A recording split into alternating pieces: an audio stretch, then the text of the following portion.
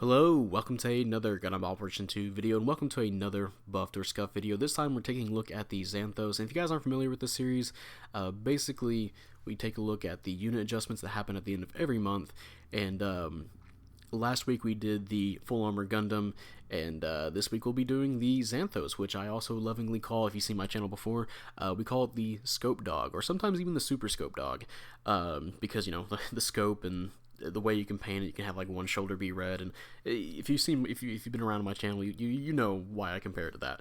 But yeah, this is a very interesting support because when it came out, I thought this was a very, very good support. You had a lot of things, ways to approach at either long range and mid range. You can even have approach at close range. You have plenty of stun locks. You even have unique skills that other raids or other supports didn't have. But start off, you had like the HML beam rifle as your initial weapon. You know, their primary weapon, which you can be an instant stun. You can charge up for a Jirobi. You have you only had one melee attack, which is the Naginata beams, or a beam Naginata. There we go. And you also have balancers to work with that, which is not a whole lot of suits have that support wise. So you had balancers with that. You had a missile pod for constant damage output, like a stun accumulation wise. It took a little bit to kind of get going, but you know, it does hit for pretty decent amount of damage. You had a beam sniper rifle. It didn't instant stun, but you could charge it up to do that. So most a lot of people can use it for rapid fire and all that good stuff. You have the beam rifle connection, which was another instant stun for this suit to have, so that'd be 2 so far. You also have a grenade launcher for that beam rifle, so that'd be another stun. And then you even had a shield, a little small shield, and you had a camera. And the camera, of course, lets you take pictures of people, and your team will do extra damage to that person. Even though it's a little tiny bit, like plus 5%, but it's still something, right? And for skills, like, well, actually, I should mention first of all, like, if you start off with your sniper rifle, a sub weapon, you could potentially charged up, right? You could potentially have 4 instant stuns in a row, which is crazy. At least for back then. And for the skills, like I said, you had balancers. You have a damage control level 2. You had I believe you had the one skill, precision sniping, where you can get something akin to like heavy staggers to somebody who has like broken legs or something like that, if their parts are broken.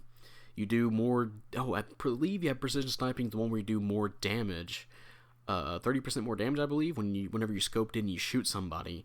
You even have what the unique skill here is quick turn. I say unique; it's unique for a support to have, because basically the only kind of defensive skills a support would have would be something akin to the shock dampeners, you know, but you never had something that was like a skill you could activate, like a dodge roll, or you can initiate like by boosting, right? And quick turn lets you take more damage while you do it, but allows you to avoid getting stunned. And combined that with the balancers on this suit, it was very, very unique. Very, very unique. And yeah, it was I really enjoyed this suit when it came out. Now, however, as more and more suits got added to 600, obviously these suits started to see a decline, and well, yeah, the dev side they decided that it needs to get buffed. So we're gonna go ahead and look at what they buffed about the suit, and to help us through these 2 videos here, because as I mentioned in the Full Armor Gundam video, I've been really busy trying to play all these different suits. Still haven't got a Gym Gather Road match, dude. Like, it's been tough. I have Klav here. If you guys remember Klav, we play with him every now and then. He actually submitted 2 matches to me, of the Gelgoog Vertex Xanthos. I'm gonna call it the Scopedog for now. Like, just keep calling it Scopedog. However, the way it appears on my screen, it looks like the match has some kind of weird grayscale to it. I'm not sure if that's the problem with me downloading from the video. It should be fine to watch either way. It still looks pretty clear to me, because, you know, he does have a PS5, so it looks infinitely more better than half of my videos. So, so yeah, I can't wait to take a look at that, or have you guys look at that, because Klav does do a bunch of different tactics regarding what you can do with the Xanthos. Obviously, like I said, you have 4. Technically, you can do 4 stuns in a row. He'll be using a lot of those kind of stuns in a row for stun locks. In a mid-range, he'll definitely be using that. I'm pretty sure he'll be using like almost every weapon here. I'm pretty sure he even got some pretty good shield, block some stuff with a shield, because half the time those little tiny little shields on the Gelgoog Vertexes don't block shit, but, you know, I digress. Let's go ahead and see the reference data for this suit, because whatever the devs do buff a suit, they always give off a reference data for the suit. Now, I did mention this suit is a the Scopedog here. It is I felt like it was pretty damn good when it came out. They do mention that the suit was having trouble being the size that it was. It would get pretty mowed down pretty easily. And obviously with more and more suits being added to 600, and of course some very deadly ones like recently the Gundam, and some other supports that have come out, yeah, the suit has dropped off. If we look at the win rate here, the win rate for the suit, the typical support average was 50.3. This suit had a 45.5, and the rival win rate went from the typical was 49 to, and this suit had a 34.5. And the damage dealt was, the average for supports at 600 was 73,000. This had a 60,000. But however, the amount of mobile suit loss was exactly the same as the support average. So obviously it was having problems trying to dish out damage. And like the devs have pointed out here, they said something along the lines of it being easily stopped. So we're going to take a look at these skills and see if, well, what they did buffs for, or what the buffs are for the suit that actually helped regarding that. So, yeah. First of all, here, the unit features is that the initial movement speed has, holy shit, that actually been increased by a lot. It was 115. That is now moved up to 130. That is plus another 15 movement speed. So, first of all, that's definitely going to help in terms of just strictly just moving faster. So that's just an increase of itself. The high speed movement was also increased from 200 to 205. I believe that 205 it puts it on one of the top fastest supports. Now I'm pretty sure the top fastest supports will have like 210 somewhere around there. So the suit is a little bit behind those, but obviously it's still one of the faster supports. Now they also gave this unit stabilization device level 1.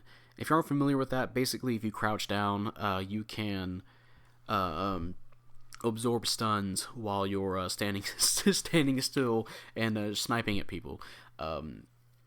Now this can vary depending on your team and the map, but this does increase the viability of this suit because of it already has damage control level 2.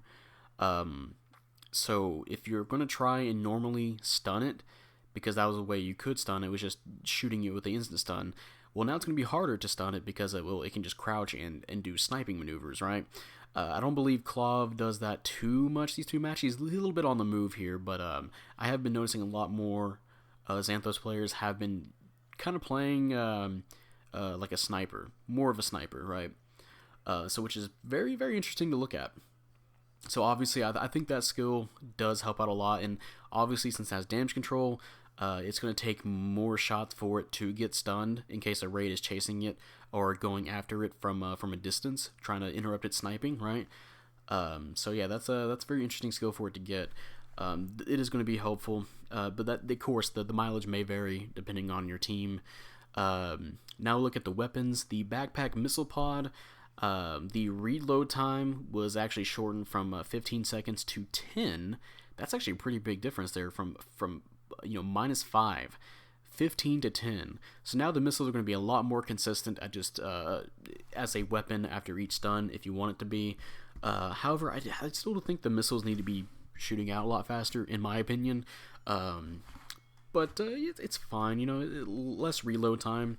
So in case you can just burst fire an area and then wait a few seconds in between you firing everything else, so that's okay. Your sub-weapon, the GVX beam rifle, which is your sub-weapon sniper rifle, the power is increased from 1,500 to 1,700, so that's plus 200, which is pretty decent. The cooldown time between shots went from 1 second to 0.8, so that's even faster. That's pretty interesting.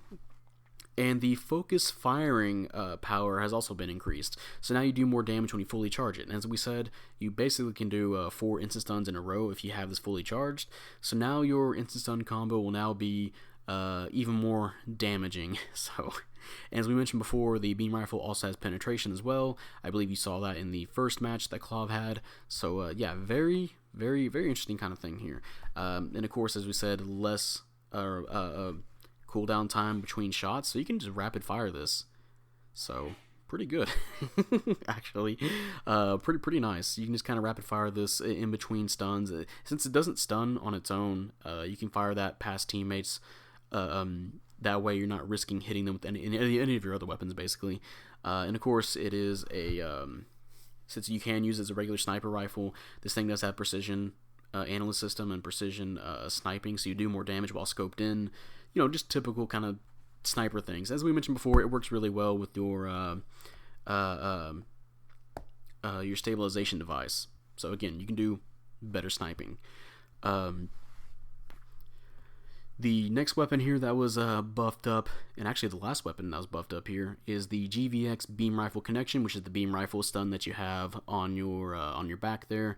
The heat rate was actually reduced from 95% to 85%, so obviously that can be helpful in a lot of different situations, where it's a lot faster to get out of or in danger of being overheated.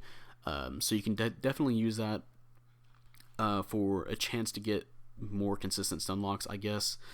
What's interesting here is the rigidity.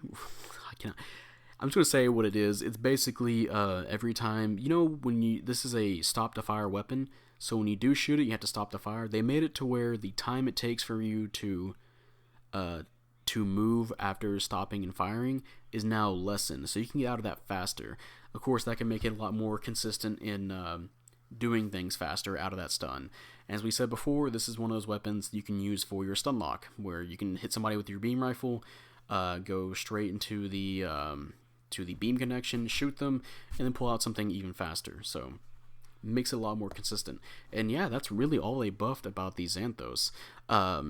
Honestly, there's quite a few good buffs here. I mean, obviously the suit gets stabilization device, which makes its whole role of being you know, it does really well in mid range to long range. This helps it a lot more in long range situations. I mean, the suit was already, for me, it already was pretty damn good in terms of what it already had. It just needed that little extra push to help it out. And yeah, I've been noticing the results of this buff quite a lot. A lot more people are playing this suit. I've been seeing this suit get a lot more top damage and top individual and even assists, sometimes even all three. It just made a suit a lot more consistent in what it can do, and more open to getting its damage off more. So yeah, to say if this suit's buffed or scuffed, I'm really just gonna say yeah, it's just straight up buffed. It's way better at sniping now because of that skill. As mentioned before, it works really well with you having damage control level 2, being able to get out of your stuns faster, or you know, having more consistency, like with your backpack missile pod having less reload time, more damage on your sub weapon beam rifle, your sniper rifle.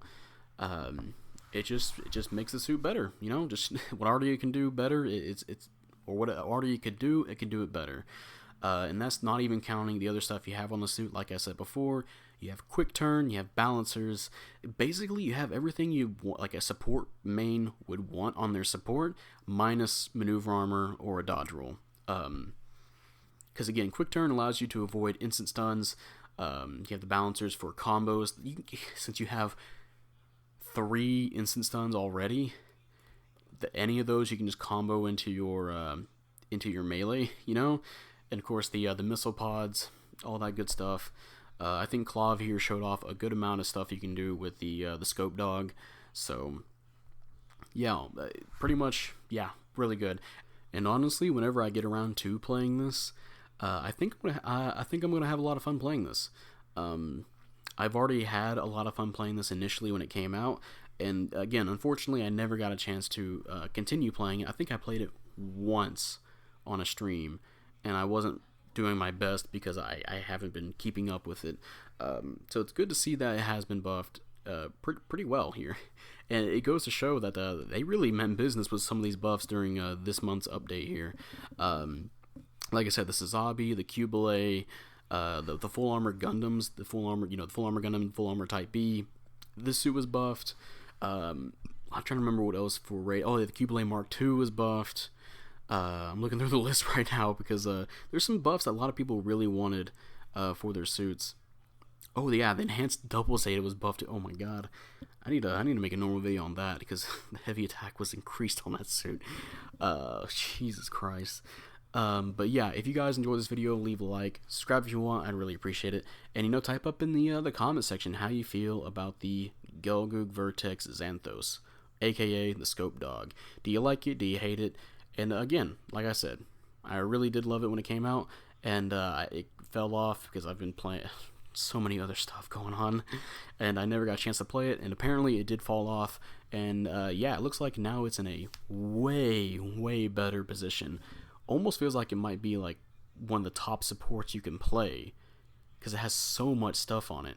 The only kind of significant downside you have is that you don't have typical defensive skills like dodge rolls or maneuver armor, and you are a bigger suit, right?